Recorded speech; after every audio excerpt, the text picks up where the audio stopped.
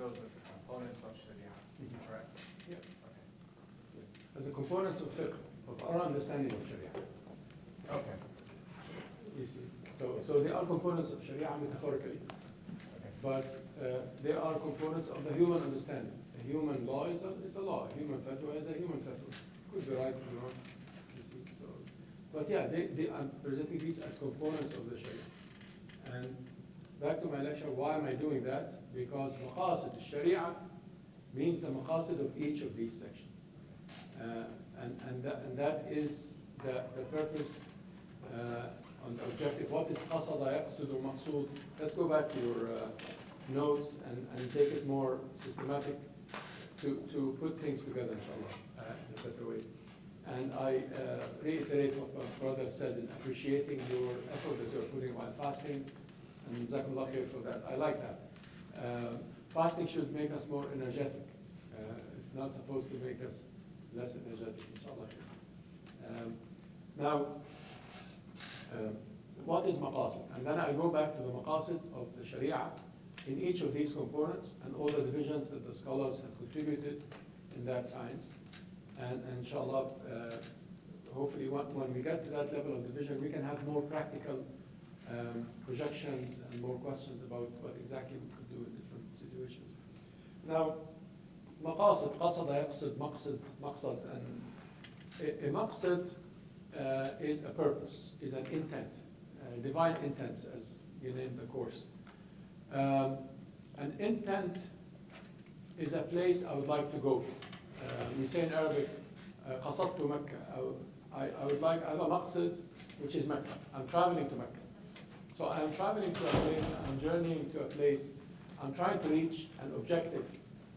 There is no word in the English words that are exactly equivalent to maqsid. I use purpose usually, but ends is also maqsid. It's an end. It's an intent. It's a higher objective. It's a higher principle. It is telos, if you have to speak. In the Greek word telos would be even closer to the word maqsid in that sense. So telos is not exactly an objective. It's an objective and a principle and a meaning. What does it mean to have a maqsid? To have a maqsid is to answer the question of why. So I tell you, why is the Sharia? The answer would be the maqasid of the Sharia. Why do I need that as a human being or as a Muslim? Why do I need the Sharia? These are the maqasid of the Sharia. Because the maqasid are the answers of the question of why. In your booklet, you have an example that the brothers and sisters quoted from one of my introductory booklets, in which I'm explaining this concept of asking why. And I think it's an important concept because we often don't ask why as Muslims. We think that asking why is haram or something.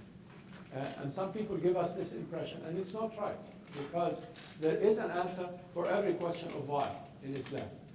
And that is what the maqasid is about. Sometimes the answer is rational in the sense of a specific good or a specific harm or something.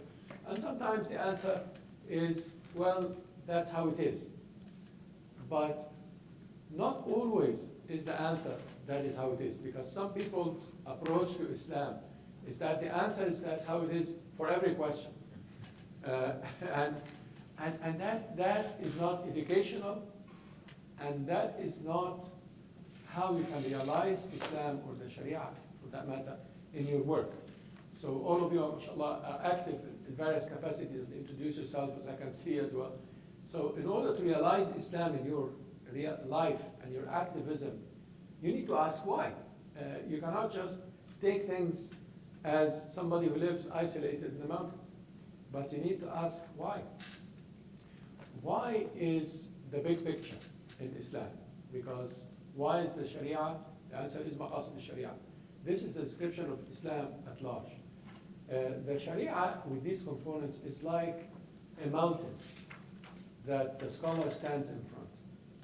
And some scholars focus on specific parts of the mountain. Some scholars focus on one rock or one tree of the Shariah, and they study it very well, like a scientist who's standing in front of the mountain and decides to study one of the trees, or to dissect an insect that is walking on one of the rocks, versus a scholar who takes a few steps or even a few miles back and looks at the mountain in its entirety, and that starts to describe the mountain. That is what Maqasid of Shariaa is about. Maqasid of Shariaa are about describing the larger picture of Islam, the mountain. So therefore, yes, you can, if the mountain is rocky and it has trees and so on, we can look at one branch at some point, we can look at one rock, or an animal that is roaming somewhere. But in the context of the mountain, you cannot really miss the big picture. We miss the big picture sometimes, like 5 people who were asked to describe whatever is in a dark room, and they all went to the dark room, and then they came out, each of them gave a different answer for what's in the dark room. One of them said, well, there is a trunk that is hanging from the ceiling, or a hose or something, I don't know. Another guy said, no, it's not a hose, it's a rope that's hanging from the ceiling. I touched it, I know it. It's a dark room, they didn't see. The third one said, no, actually, the trunk it's a trunk of a tree. It is standing. I touched it, and I hugged it. Like it's. And the fourth person said, no, what's in there is a huge wall of bricks. I touched something big. That's a wall in the middle of the room, like some. And the fifth person decided to turn on the light, and he saw an elephant. Because, and we often approach the Sharia this way. We look only at a small part of it, and we think that the rest is a projection of our little part. Yet the rest is another creature, is a mountain. It's not a rock, it's not a tree, and it's not the squirrel that is on one of the trees and so forth. The squirrel is part of the mountain, and the rock is part of the mountain, but you need to see the mountain. And then we don't ask why, and therefore we don't advance our thinking and our explanation, our da'wah. When I make da'wah, I have to give an answer of why. I cannot just say that's how it is. Living in different places in the West, people often ask me about things in the Sharia, and they say, why? Why don't you drink alcohol? People in the UK, when I used to live there, used to be shocked that I never drank alcohol. I don't know what it tastes. And they tell you, what? Are you serious? Are you human or something? Yeah, well, why? Why? That's bad for you. I said, no, that's good. Okay, my answer cannot be alcohol is dirt. Because this, why? Because the Quran is saying that alcohol is dirt. This is dirt. Rijs, amal al-shaytan. And I cannot give this answer because that answer will make people think that Islam is some sort of a weird religion. Even though it is the Quran saying, I'm a believer, I think it's dirt, I don't drink it. But I cannot answer the da'wah question this way. The da'wah question has to be answered with why. So I say, well, we have a purpose in the Islamic ethics or the Islamic law, whatever terminology I use, that is about the protection of mind, the invulnerability of the intellect, we say. And therefore, sobriety is an objective in its own right. And therefore, anything that compromises sobriety is something that is absolutely rejected in the Islamic law, in the Islamic ethics, and the Islamic Sharia. The person usually says, oh, I see the point, What about just a little bit? What about socially? Well, it's a valid question too. And I think it's also a valid why question. And the Prophet ﷺ was actually asked this question in the hadith, in Muslim and so on. So the guy asked him, وَلَوْ فِي هَذَا, and he pointed to this bowl here. So he told him, even if I drink in this, so he told him, إذا قلت قلت لك نعم ثم تكون في هذا. So I tell you, you can drink in this, and then the next day you bring alcohol in your thobe and drink it. So he's actually talking about cutting the roots, or sadd al-dhara'i' that one of you asked about. We talk about, and it's also a maqasid concept. It's an objective to cut the roots of evil. Every human being almost could agree with you that drinking a little bit might evolve into drinking a lot. And drinking a lot is a disaster in Islam. Therefore, it cuts the roots of it. That is the rationale. You agree or you don't agree, that's your problem. But that is the Islamic truth here. And that's the rationale of it. But thinking about the rationale and explaining Islam via its rationale is very important. And asking why, and asking actually a sequence of why questions, not just a simple why question. One of the examples you have in the notes is, I wrote in one of the books, I met actually my daughter, Sarah, the smallest. And we used to live in London. I stopped at a traffic light, and at that time she had this British accent. So she said, Daddy, why are you stopping here? It's red. Why? Okay, that's a valid question. Well, because, I mean, see this line? If I cross this line, policeman will come and take our money. So, why? Okay, because it's the law. You know, the law. The policeman, I don't know if you understand the word law, but basically, oh, why? That's a good question. Why is the law like that? Because somebody might be crossing the road and that's dangerous. You know, it could hit somebody. Why? Like, why what? Why don't you hit the person? Like, what's wrong with that? Well, I don't want to hit them because maybe one day you will be passing or I am passing. And therefore, we don't want to, we want our safety and we want other people's safety. And why don't we hit them and they don't hit us? That's a question.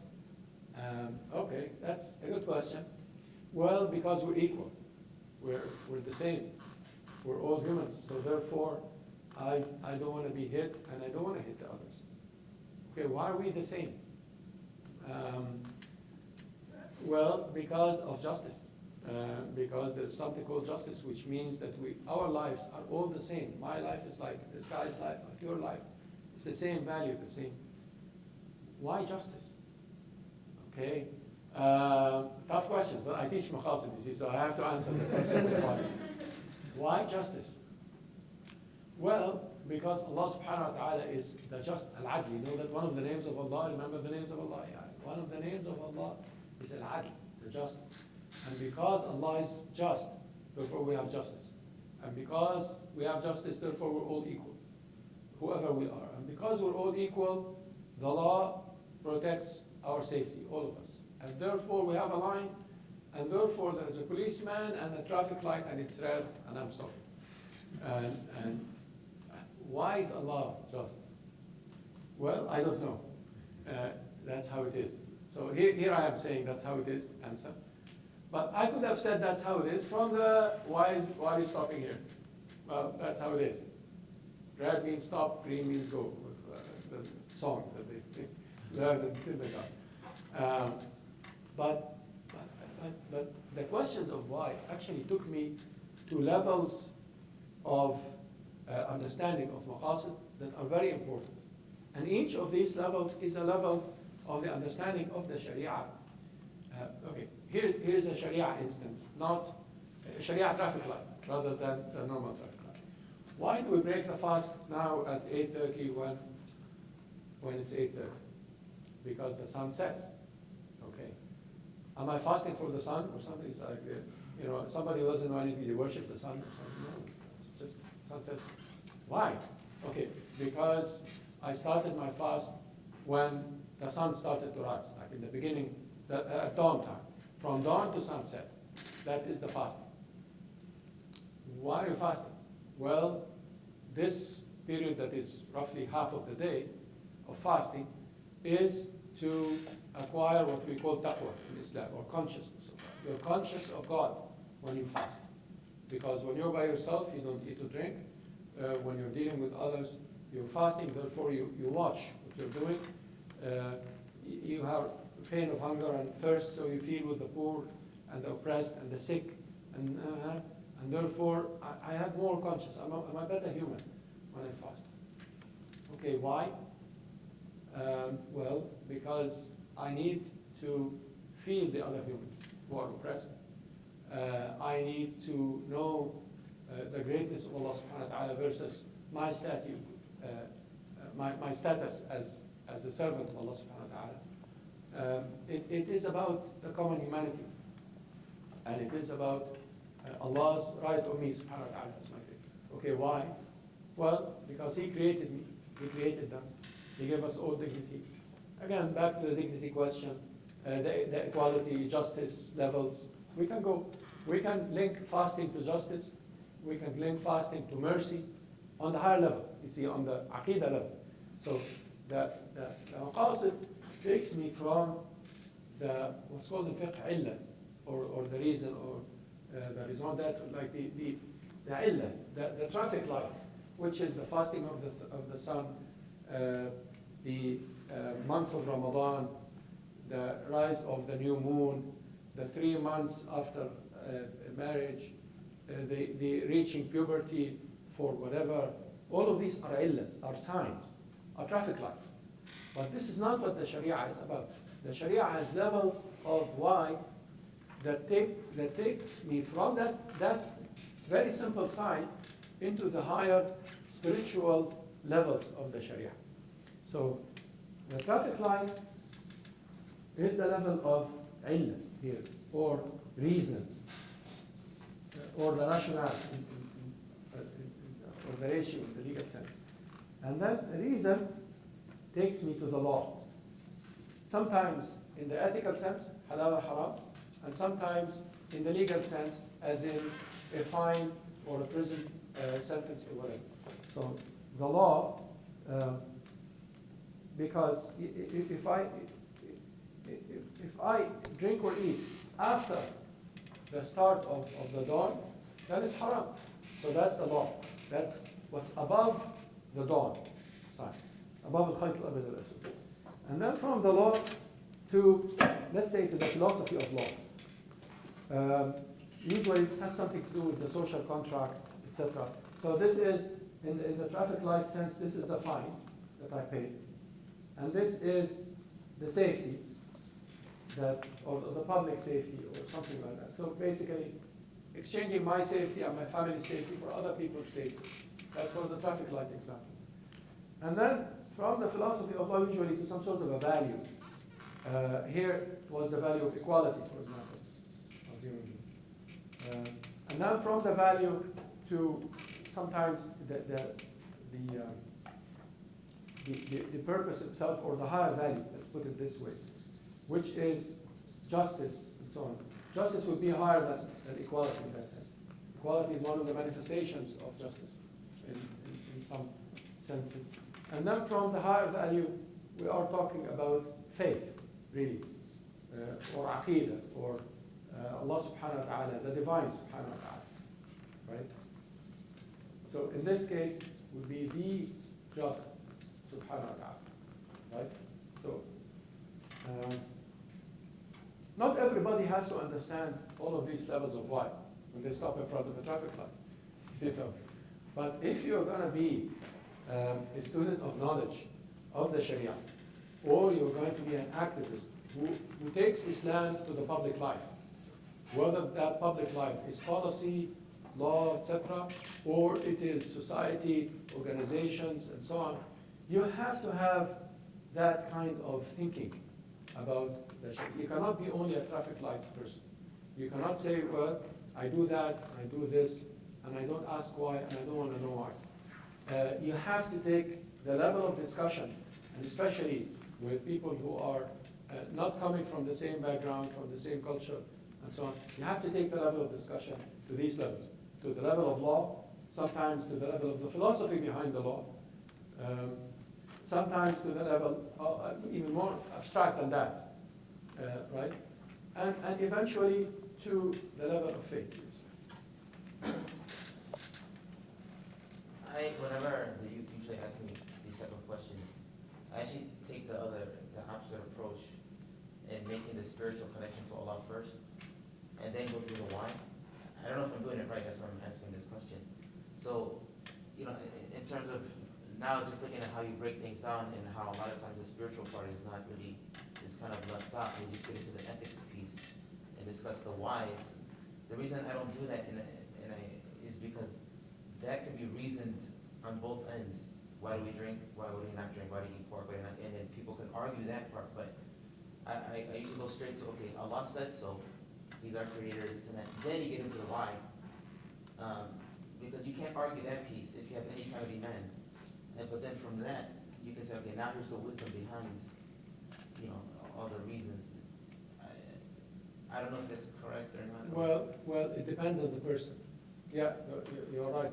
You're right. It's always about balance. The maqasid, the whole maqasid approach is about balancing many, many things.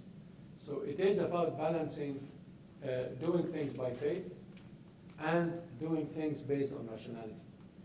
If you follow your mind only, you will do everything that is wrong in the book, because you're just following your mind without having the spiritual side, the connection to Allah subhanahu wa ta'ala. And if you only talk about the spiritual side, you will find yourself doing a lot of wrong too, because you are in the space of spirituality without the ethics and the specific. It's like the fuqaha when they said, "Man tafaqaha wa lam yatasawwaf faqad tafassaq wa man tasawwaf wa lam yatafaqah faqad tazandaq." If you do fiqh without Sufism, and they mean by fiqh the ethics, the rules, and they mean by Sufism the spiritual part. If you do fiqh without the spirit of it, you will find yourself an opinion in every school for everything. For something that you want to do, you will find somebody tell you, okay, just a little bit of alcohol, I don't know, under that percentage and whatever, and that's that.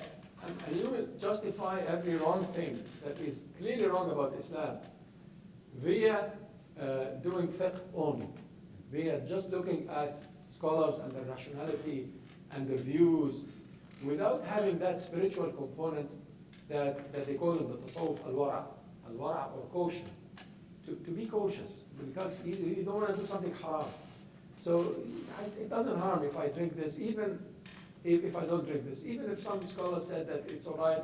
No, I don't want to get into this argument. I don't want to do something haram. So I keep a distance between me and the haram. That is from my spirit. That's from my faith. So you always balance both approaches. Some people are more appropriate to the rational approach.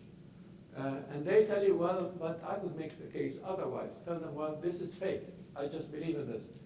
And if you believe in Allah and His Messenger, and here's the Quran saying that this is haram, then it becomes haram. I have to stop here. Versus other people who are just, what Allah said, we do, but without why. And then they do disasters because they don't understand the why. You see, so he's driving an ambulance, and he has a guy in the ambulance who has a heart attack, and he's stopping in front of the traffic light. But you're driving an ambulance, you cannot do that. In fact, it's a crime to stop. You have to break that light, because what is it about? Why? Well, it's about life. Okay, if it's about life, there's a guy who's dying there. But you just, beep loudly and pass, because people know that there's an emergency or whatever. You see, and they go to a different country, and instead of green, it's purple or something, and they don't stop. And they don't. Why?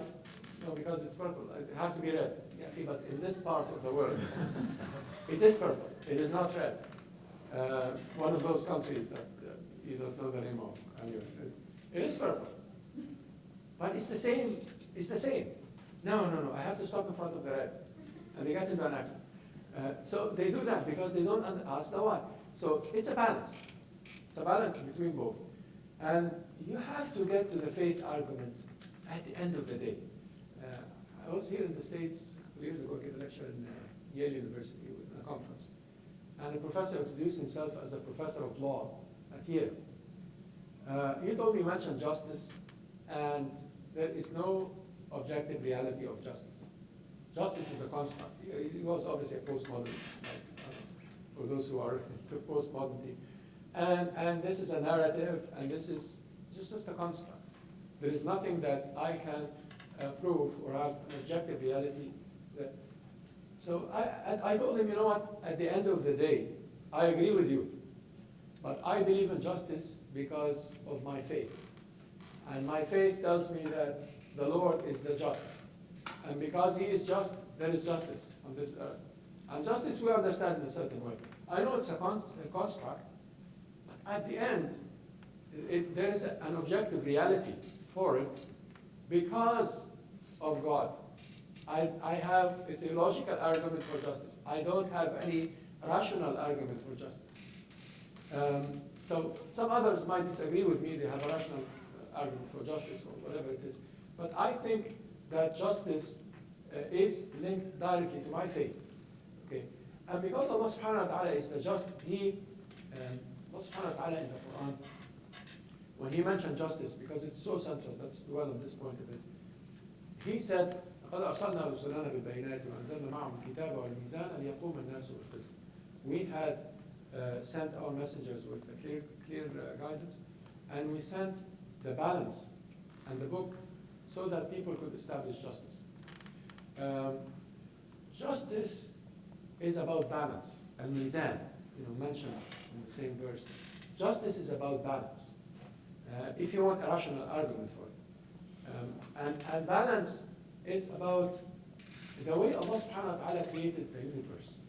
It's a quote-unquote universal law, sunnah ilahi. And this is one of the levels of maqasid that I will talk about perhaps by tomorrow then, the sunnah ilahi, universal laws. It's a universal law to have balance in this world. Allah subhanahu wa ta'ala balances everything. Balances day and night, and winter and summer, spring and fall. And balances the life cycles of civilizations and human beings and butterflies and fish and water and he أمدنا فيها من كل شيء موزون.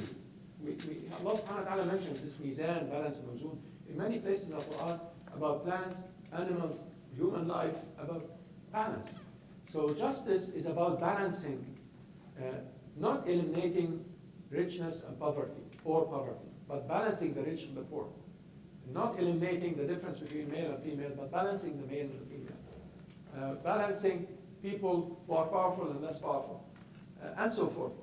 And the Shariah, in its highest light, is about justice and balance in that sense. The Shariah, with its provisions, is trying to balance everything. In the social side, and even in my personal, why do I pray to my Lord subhanahu wa ta'ala and rely on him? That is only balance, because he created me subhanahu wa ta'ala. It's only justice that I worship him and rely on him and seek providence from him. So if we go with the levels of why to the highest level, we are talking about balance. And balance sometimes is too abstract to understand, but when you face something that is practical in a policy or in a public work or in a personal life even, well, you know what, I need to balance my work and my family. I need to balance my love for sports and my salah. And so forth. And that's what the Sharia is about in the higher sense, in the higher senses of the maqasid, of the understanding of why. So why is important in that sense? For da'wah, for my own understanding, for going from the legal to the spiritual. I have to ask the same question, and so forth. The divisions of maqasid, according to the scholars, let me give some material a little bit on the maqasid and their division, which are, I think, very important. Scholars survey everything in the Sharia. They did what's called in philosophy induction, surveying everything that they know. Again, it's like the galaxies and the balance. I know that all the galaxies are balanced, even though I haven't seen everything in the galaxy. I know that mountain of the Sharia is great, even though I didn't flip every rock in order to see what's going on. Maybe there is a rock out there. No, but because of what I know about the mountain. I haven't seen everything in the mountain, but because of my journeys with the mountain, I know that the mountain is balanced, and so forth.